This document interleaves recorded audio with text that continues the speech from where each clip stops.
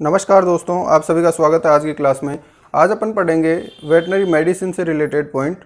Veterinary medicine देखिए, इंट्रोड्यूसरी veterinary medicine. Medicine से related कोई क्लास नहीं ली है अपने अभी तक। वेटनरी मेडिसिन से रिलेटेड ये पहली क्लास है, ठीक है। तो वेटनरी मेडिसिन में आज पढ़ेंगे अपन मेटाबॉलिक डिजीज के बारे में। मेटाबॉलिक डिजीज यानी उपापचयी रोग। उपापचयी रोगों के बारे में पढ़ेंगे आज, ठीक है। उपापचयी रोग किसे कहते हैं? तो वे रोग जो जानवर के शरीर के उपापचय मेटाबॉलिज्म से रिलेटेड होते हैं उन्हें क्या कहते हैं? उपापचयी रोग। दूसरा पॉइंट इसमें क्या होता है उपापचयी रोग में कि शरीर के अंदर किसी विशेष प्रकार के तत्व की कमी या अधिकता हो जाती है जिसकी वजह से ये रोग होते हैं। तीसरा पॉइंट इसमें ध्यान रखना है कि मेटाबॉलिक डिजीज में किसी भी प्रकार के रोगजनक, जीवाणु हो, विषाणु हो या पैरासाइट हो, फंगस हो, किसी भी प्रकार के रोगजनक का कोई रोल नहीं होता है, ठीक है। ये शरीर के उपापचय से संबंधित होते हैं। तो देखिए, सामान्य से जो उपापचयी रोग होते हैं कौन कौन से होते हैं उनके बारे में पढ़ते हैं आज।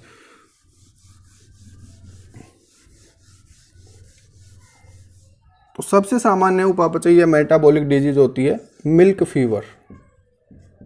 मिल्क फीवर सब लोगों ने इसका नाम सुना होगा, ठीक है। फील्ड में जनरली मिल जाता है ये केस, बहुत ही सामान्य सी कंडीशन होती है। देखिए, वेटनरी मेडिसिन जो होता है बहुत ही इंपॉर्टेंट सा सब्जेक्ट है। ये सब्जेक्ट वेटनेरियन को, जो भी पशु चिकित्सा से संबंधित व्यक्ति है, उसको डायरेक्ट फील्ड से कनेक्ट करता है। तो इस चीज़ की हमें संपूर्ण जानकारी होना आवश्यक है। जो लोग फील्ड में प्रैक्टिस करते हैं वो लोग जानते भी हैं कि वेटनरी मेडिसिन कितना इम्पोर्टेंट होता है, किस प्रकार से अपने को जानवर की बीमारी का पता लगाना होता है, उसके लक्षणों के आधार पर किस प्रकार अपन डायग्नोसिस पर पहुंचते हैं और फिर कैसे उसका ट्रीटमेंट करना होता है। तो ये सारी चीज़ें अपने सीखने को मिलती है वेटनरी मेडिसिन के अंदर, ठीक है। तो आज का अपना टॉपिक है मेटाबॉलिक डिजीज। उसमें जो सामान्य मेटाबॉलिक डिजीज जो फील्ड में अपने को मिलते हैं और जहाँ से एग्जाम में क्वेश्चन आएंगे अपने, वो पढ़ेंगे। तो पहला पॉइंट अपना इसमें मिल्क फीवर। देखिए, मिल्क फीवर होता क्या है, क्या कारण होता है इसका? सबसे पहला पॉइंट है मिल्क फीवर का कारण। तो मिल्क फीवर का कारण क्या होता है? कैल्शियम की डेफिशिएंसी, ठीक है। पहला क्वेश्चन क्या बनता है अपने को कि मिल्क फीवर का कारण क्या है? कैल्शियम की कमी, कैल्शियम की अधिकता, कुछ भी दे देगा ऑप्शन में। तो अपने को क्या ध्यान रखना है कि कैल्शियम की कमी से मिल्क फीवर होता है। होता कब है ये? जस्ट आफ्टर काविंग, यानी जस्ट आफ्टर काविंग क्या मतलब हुआ?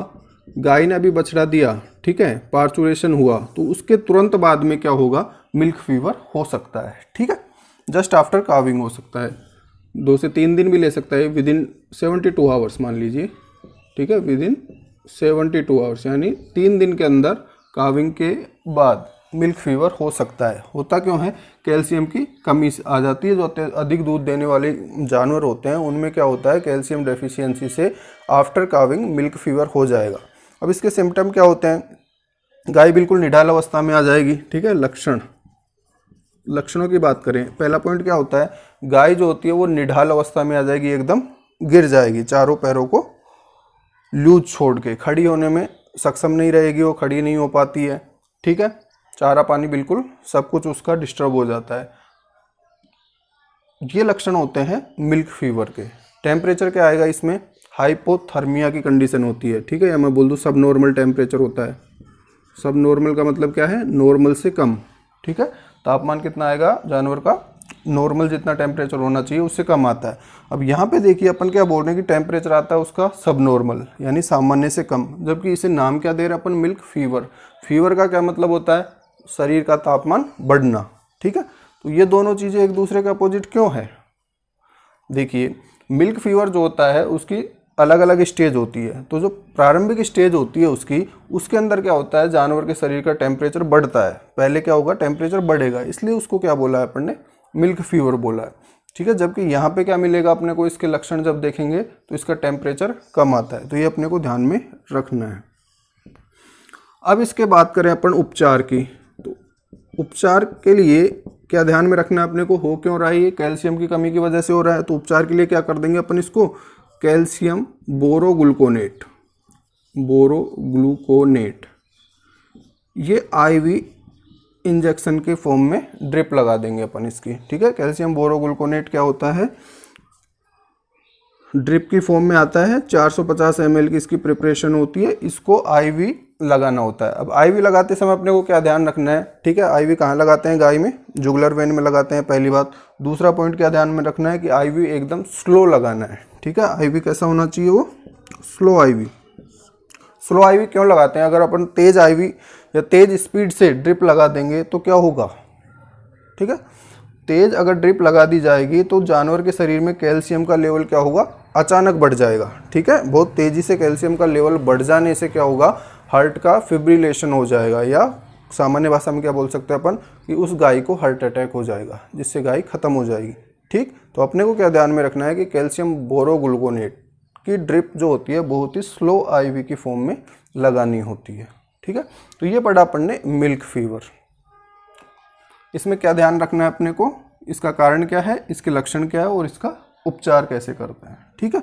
नेक्स्ट पॉइंट देखिए, इसमें नेक्स्ट जो मेटाबॉलिक डिजीज होती है वो होती है कीटोसिस, जो अपने को जनरली फील्ड में देखने को मिलेगी।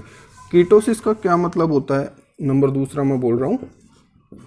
कीटोसिस, देखिए कीटोसिस किससे रिलेटेड है, कीटोन बॉडी से। कीटोन बॉडी होती क्या है, फैट के ऑक्सीडेशन का एक प्रोडक्ट होती है, समझिए इस चीज़ को। सबसे पहली बात, कीटोसिस का कारण क्या है।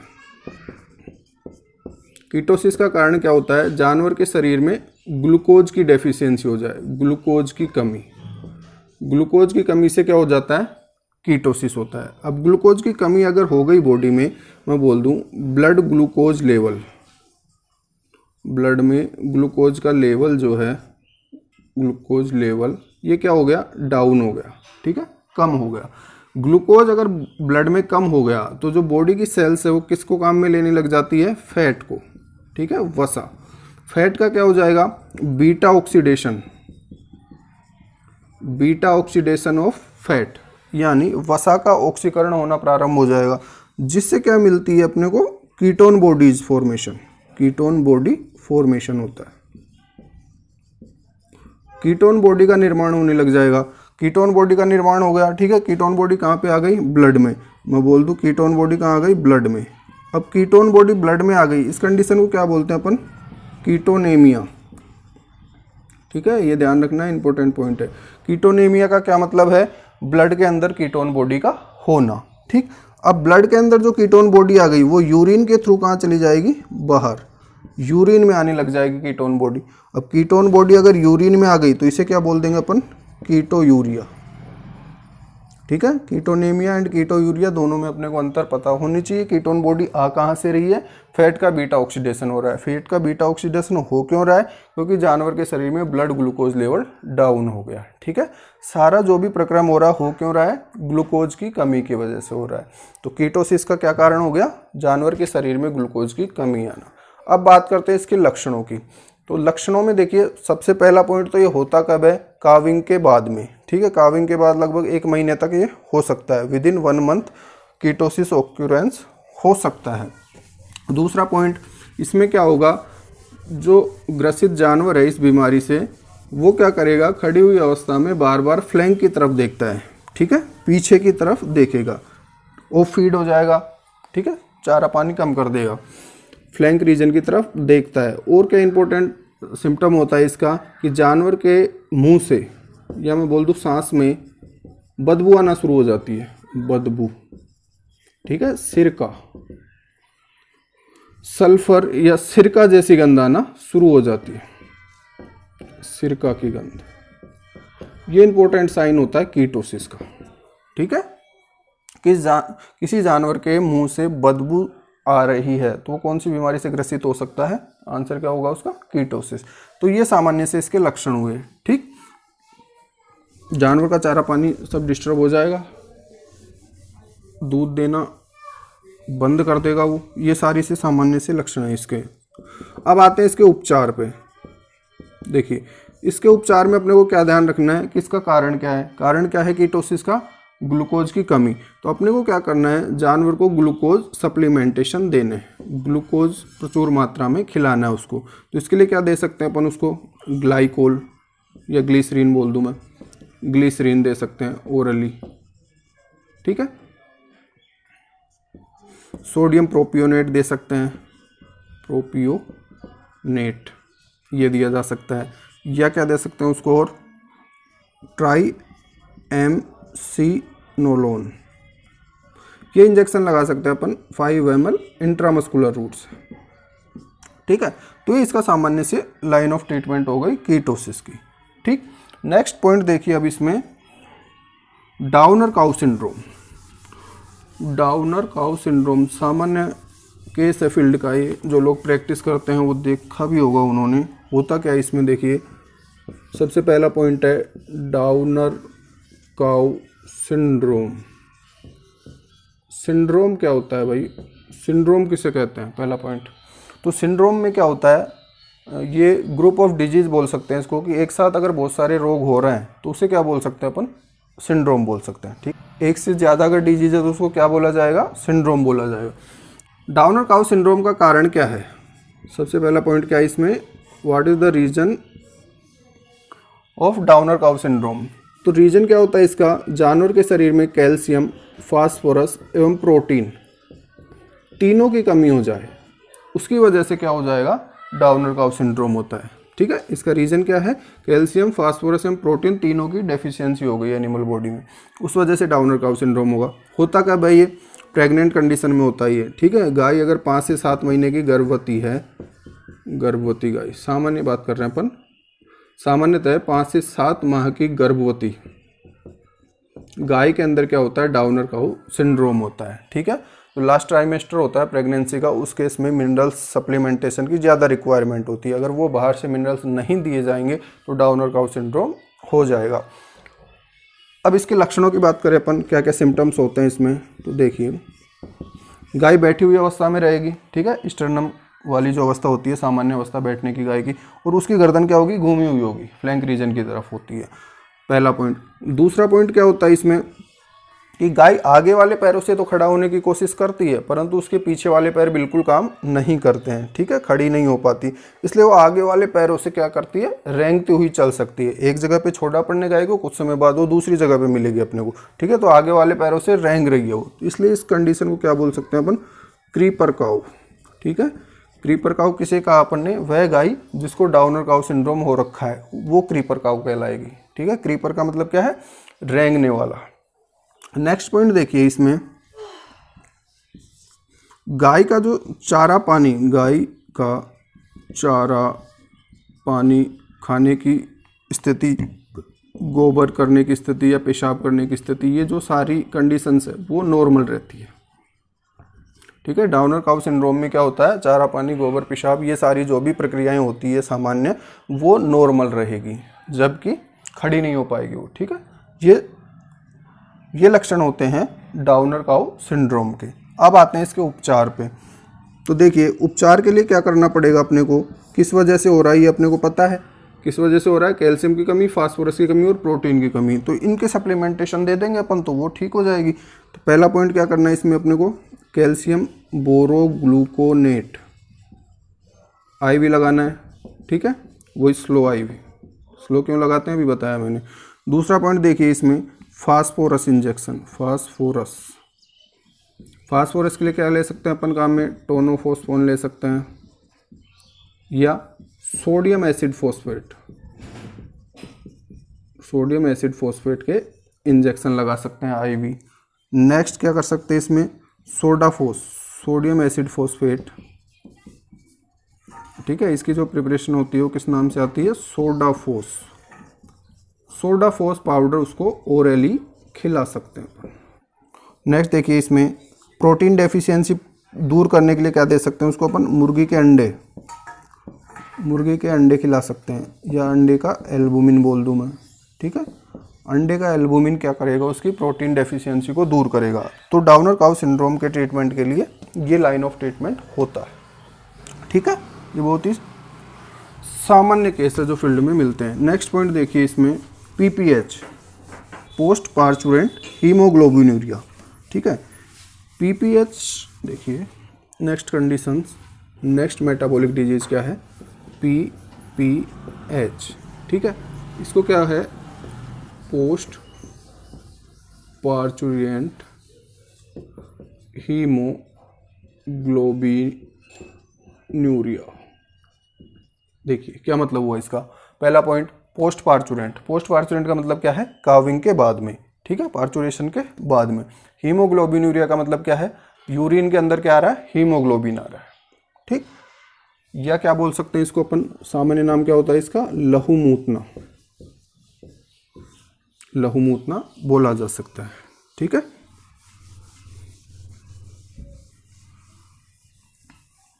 नेक्स्ट पॉइंट देखिए, इसका कारण क्या होता है। कारण की बात करें तो अधिक दूध देने वाले जो जानवर होते हैं उनमें काविंग के बाद, ठीक है, विद इन 1 मंथ हो सकता है ये, काविंग के बाद 1 महीने तक जानवर के शरीर में फास्फोरस डेफिशिएंसी हो जाए, ठीक है। फास्फोरस डेफिशिएंसी की वजह से क्या होता है, पीपीएच होता है, पोस्ट पार्चुरेंट हीमोग्लोबिनूरिया। इसका कारण क्या है, जानवर के शरीर में फास्फोरस की कमी हो गई, उस वजह से क्या हो रहा है, पीपीएच हो रहा है। अब देखिए फास्फोरस की कमी से होता क्या है भाई, फास्फोरस किसके लिए ज़रूरी होता है, आरबीसी के मेंटेनेंस एवं फॉर्मेशन के लिए। आरबीसी का रप्चर होना शुरू हो जाएगा, फास्फोरस की कमी से क्या होगा, आरबीसी का ब्रेक डाउन होगा, आरबीसी का ब्रेक डाउन होने लग जाता है, ठीक है। ब्रेक डाउन होने की वजह से क्या हो जाएगा, हीमोग्लोबिन कहाँ जाएगा, यूरिन में आने लग जाता है, ठीक है। पेशाब में हीमोग्लोबिन बाहर निकलने लग जाता है, ठीक है। तो उस केस में यूरिन का कलर कैसा हो जाएगा, डार्क कलर हो जाता है, कॉफ़ी कलर बोल सकते हैं उसको अपन, ठीक है। तो पेशाब के कलर को देख के अपन पता लगा सकते हैं पीपीएच के बारे में। फास्फोरस की कमी से क्या हो रहा है, आरबीसी का ब्रेक डाउन हो रहा है, जिससे हीमोग्लोबिन कहाँ पे आ रहा है, यूरिन में, और इस कंडीशन को क्या बोल रहे हैं अपन, हीमोग्लोबिनूरिया। ये ध्यान रखना अपने को, ठीक है। किस वजह से हुआ, फास्फोरस की वजह से। अब सिम्टम की बात करें, इसके जो साइन होते हैं, तो सिम्टम की बात करें तो फीड हो जाएगा जानवर, चारा पानी खाना बंद कर देगा, ठीक है, दूध देने में गड़बड़ हो जाएगी, उसके सारा सिस्टम उसका डिस्टर्ब हो जाता है। और सबसे इंपॉर्टेंट साइन क्या होता है उसका, हीमोग्लोबिन बॉडी से बाहर आने लग जाता है, या यूरिन में आएगा, कॉफ़ी कलर का यूरिन हो जाएगा उसका, ठीक है। तो ये इसके सामान्य से सिम्टम हुए। नेक्स्ट देखिए ट्रीटमेंट, पीपीएच के ट्रीटमेंट के लिए अपने को क्या ध्यान में रखना है कि इसका रीजन क्या है, फास्फोरस डेफिशिएंसी। तो लाइन ऑफ ट्रीटमेंट में क्या करेंगे अपन, इसको फास्फोरस सप्लीमेंटेशन देंगे। फास्फोरस कैसे दे सकते हैं अपन, टोनोफॉस्फोन दे सकते हैं इंजेक्शन आईवी फॉर्म में, ठीक है, या सोडियम एसिड फॉस्फेट दिया जा सकता है, सोडियम एसिड फॉस्फेट दे देंगे, ठीक है, या सोडियम एसिड फॉस्फेट की प्रिपरेशन है जो कि ओरली दी जाती है। ये सारी चीज़ें फास्फोरस की कमी को पूरा कर देगी जानवर के शरीर में, और उसके पेशाब में ब्लड आना बंद हो जाएगा, ठीक है। तो ये ध्यान में रखना है अपने को पीपीएच से संबंधित महत्वपूर्ण बिंदु। नेक्स्ट पॉइंट देखिए इसमें, हाइपोमैग्नीशियमिक टिटेनी, जिसे ग्रास स्टेगर्स भी बोल सकते हैं। हाइपोमैग्नीशियमिक टिटेनी जनरली मेयर में होती है भाई, घोड़ी में होने वाली बीमारी कौन सी है, ग्रास स्टेगर्स। नेक्स्ट देखिए हाइपोमैग्नीशियमिक टिटेनी, ठीक है, या ग्रास स्टेगर्स, ग्रास स्टेगर्स बोला, नाम से पता लग रहा है हाइपोमैग्नीशियम, ठीक है। हाइपो का मतलब होता है कम हो जाना, मैग्नीशियम, ठीक है। अगर ब्लड के अंदर मैग्नीशियम का लेवल कम हो गया तो उसे क्या हो जाएगी, हाइपोमैग्नीशियमिक टिटेनी। टिटेनी का मतलब क्या होता है, मांसपेशियों में जकड़न या कंपन होना, ठीक है, ऐंठन होना, इन सब का मतलब क्या होता है, टिटेनी होता है, ठीक। होता क्यों ये, मैग्नीशियम की कमी से। अब मैग्नीशियम की कमी हो क्यों रही है, अगर जानवर को ग्रीन फोडर या ग्रीन ग्रासेज अधिक खिलाई जाएगी तो उसे क्या हो जाएगा, मैग्नीशियम की डेफिशिएंसी हो जाएगा और उसको हाइपोमैग्नीशियमिक टिटेनी हो जाएगी, ठीक है। जनरली ये बीमारी होती किसमें है, घोड़ी में होती है, ठीक है, मेयर में। सिम्टम की बात करें अपन, सिम्टम अपने को दिख रहे हैं इसमें, मैग्नीशियम की कमी से क्या हो जाएगा, उसमें जकड़न ऐंठन हो जाएगी, टिटनस वाले साइन आने लग जाएंगे, ठीक है, कंपन होने लग जाएगा मांसपेशियों में। उपचार की बात करें तो लाइन ऑफ ट्रीटमेंट क्या होगा इसका, जैसा कि दिख रहा है अपने को, कारण क्या है इसका, मैग्नीशियम डेफिशिएंसी। तो इसके उपचार के लिए अपने क्या करेंगे, calcium magnesium borogluconate, calcium magnesium borogluconate slow IV की फॉर्म में चढ़ा दिया जाएगा, ठीक है। ये ट्रीटमेंट हो गया हाइपोमैग्नीशियमिक टिटेनी का। तो आज के क्लास में अपन ने ये पढ़ा सामान्य सी जो मेटाबॉलिक डिजीज होती है जानवरों की, उनके बारे में, उनके लक्षण क्या होते हैं, उनके उपचार क्या होते हैं और उसका कारण क्या होता है। यहाँ से अपने एग्जाम में निश्चित रूप से क्वेश्चन पूछा जाता है, ठीक है। धन्यवाद।